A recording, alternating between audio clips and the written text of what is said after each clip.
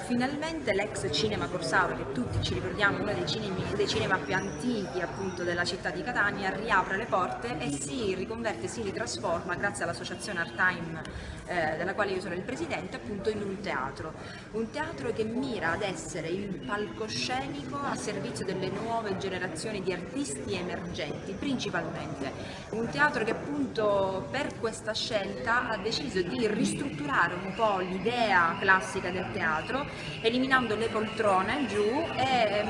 trasformandolo in una sorta di bistrò teatrale con tavolini e sedie, appunto affinché questa struttura ci potesse aiutare a raccontare meglio ai giovani e ad attrarre l'attenzione dei giovani per ritornare appunto in teatro, mentre su abbiamo deciso comunque di lasciare appunto le sedute classiche, le poltrone classiche del vecchio Cinema Corsaro con il suo colore blu. E ovviamente ci saranno grandi artisti che faranno parte anche del cartellone, oltre alla compagnia stabile che si chiama appunto la Compagnia dell'Idiota, dal Dostoevskij, dalla Bellezza salverà il mondo. Abbiamo deciso di dare questo nome alla compagnia stabile, che è formata da tutta una serie di artisti, ragazzi giovani,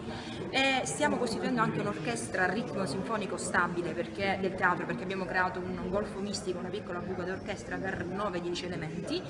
e tutto questo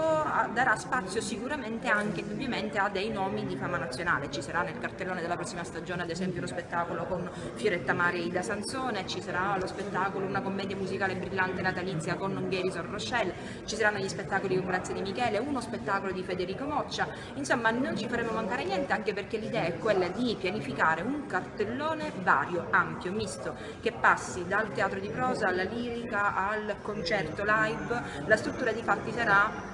polifunzionale, attrezzata anche per ospitare riprese televisive e concerti appunto live.